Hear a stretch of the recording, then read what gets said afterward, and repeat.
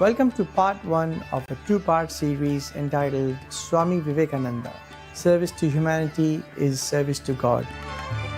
Swami Vivekananda was a 19th century Indian Hindu monk and a venerated spiritual leader, a principal disciple of the Venerable Ramakrishna Paramahansa, founder of the Ramakrishna order. Swami Vivekananda played a key role in the introduction of the Indian philosophies of Vedanta and Yoga to the Western world. He preached the importance of self-realization and contemplating on God within. As Supreme Master Ching Ai explained, this is the greatest power that has been propagated by the venerated enlightened masters who have graced our world. He said, the treasure, the greatest power, the greatest, you could not even imagine, power that lay within us, lay waiting for us to use. If even just a few people, just a part of people in this world uses this power, then the world become heaven already. But very few people use this. We see only a handful of people use this. Buddha, Jesus, Socrates, yes, and Krishna, Mohammed. Just a few. Yeah, there are some more in modern times, or like Sri Ramakrishna, Vivekananda, Paramahansa Yogananda, etc. These great beings, they know how to use their great potential. That's all there is the difference. And we, most people, we do not know how to use it, so we become ordinary and miserable and helpless. Couldn't help ourselves, couldn't help others. So that's the difference. Born with the name Narendranath Datta in 1863 in Calcutta, Swami Vivekananda shares his birthday with the Hindu festival day of Makara Sankranti. Thus, he came to this world as millions of devotees were offering special tribute to the Ganges goddess Ganga.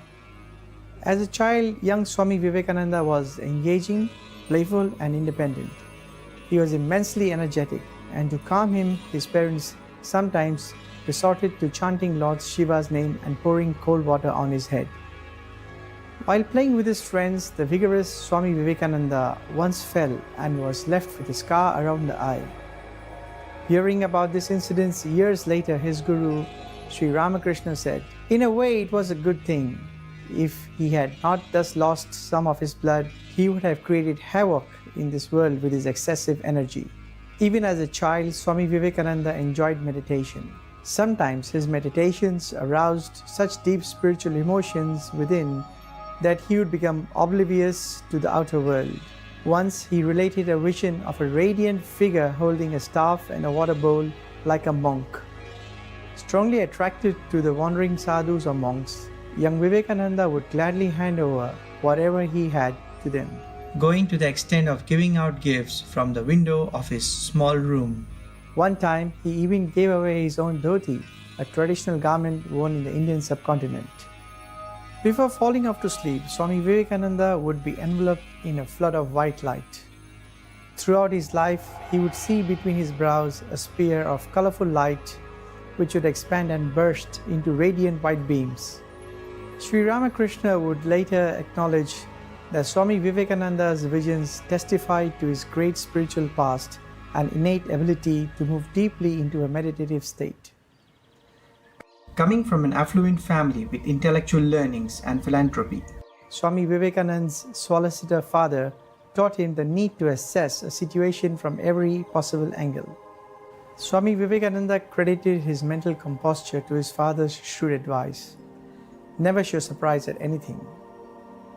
Whether Swami Vivekananda was in the company of fine statesmen, royalty, or ordinary people, he kept his father's counsel and always maintained a calm and serene persona. Swami Vivekananda's saintly mother introduced him to the Indian epic, the Ramayana.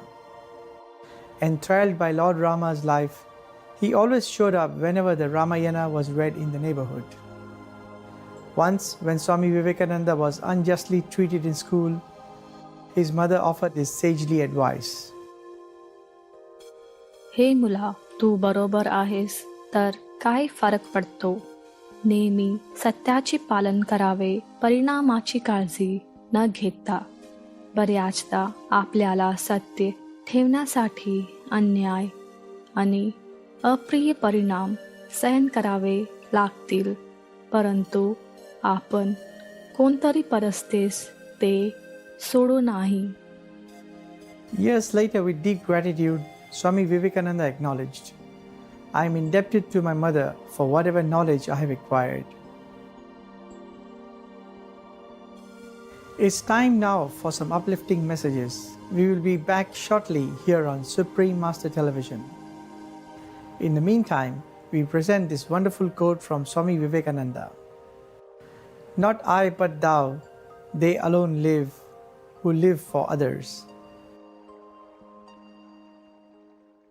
Welcome back to part 1 of a 2-part series entitled Swami Vivekananda, Service to Humanity is Service to God. Courageous and intelligent, the young Swami Vivekananda once went out of his way to defy an elderly man who claimed that the tree that the boy used to climb was haunted by a wrathful spirit. Swami Vivekananda climbed it doing his usual stunts, then declared to his friends, See, the old man's story is simply not true. Don't believe what others say unless you yourself know it to be true. Years later, as a Swami, he would address his audiences in the same vein, saying, Do not believe in the words because they are hollowed by tradition. Find out the truth for yourself, reason it out. That is realization. Swami Vivekananda attended the Metropolitan Institute of Pandit Ishwar Chandra Vidyasagar and furthered his studies at the Scottish Church College. During his academic years, he studied and played heartily, creating an amateur theatrical company, constructing a factory for aerating water, and participating in sports like wrestling. Yet his admiration for the life of the wandering monk never faltered. He said with conviction, I shall certainly become a sannyasin. A palmist has predicted it. Swami Vivekananda became a follower of the Brahmo Samaj movement, which was one of the most influential religious movements in India. He was strong in his faith and yearning to know the one God and the supreme truth. He searched for the one who had seen God, approaching many leaders to no avail, until his college professor, William Haste, directed him to the saintly Sri Ramakrishna. Supreme Master Ching Hai recounted Swami Vivekananda's stories during a lecture in Taiwan, also known as Formosa, in 1991. Vivekananda 本来是一位大学毕业的，非常有才华，非常有口才，经典都很流通，所以他听到大家都来拜那个无学问的那个老人呢，住在一个肮脏的寺庙小小的地方啊，他就不服，他本来要来骂他，结果骂不了，就后来就皈依他，变成他的徒弟。不过因为他有太多知识了，太多那种学问的成见，所以他比较慢。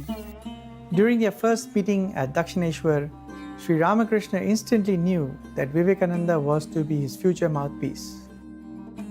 Sri Ramakrishna saw in Narendra the symbol of the modern spirit, vigilant, inquisitive, and intellectually honest, the perfect successor for the mission of the Ramakrishna order.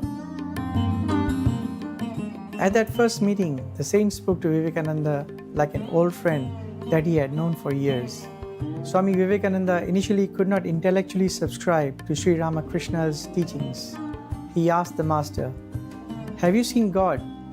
Sri Ramakrishna replied, Yes, I see him just as I see you here, only in a much more intense sense.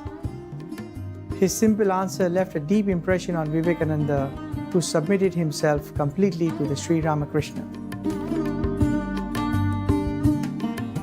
Sri Ramakrishna later revealed to his disciples that Swami Vivekananda was one of the 7 sages residing in the realm of the Absolute. The master further explained that Narendra had attained perfection even before his birth. The day that Swami Vivekananda recognized his true self, he would surrender his body by sheer will through yoga. Swami Vivekananda studied with Sri Ramakrishna for 4 years and made tremendous spiritual progress. Shortly before his master's passing, Swami Vivekananda had his first taste of Nirvikalpa Samadhi, a state of merging one's soul with the Supreme Divinity. Before leaving the world for Nirvana, Sri Ramakrishna issued saffron robes to Swami Vivekananda and his disciples. He explicitly appointed Swami Vivekananda to head the Ramakrishna order. 1 year later, Swami Vivekananda set up a monastery at Baranagar near Calcutta. He gave new monastic names to the remaining disciples and eventually adopted the name of Vivekananda for himself.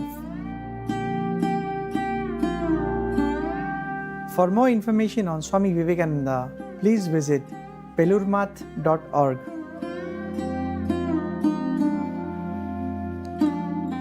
Thank you, precious viewers, for your delightful company today.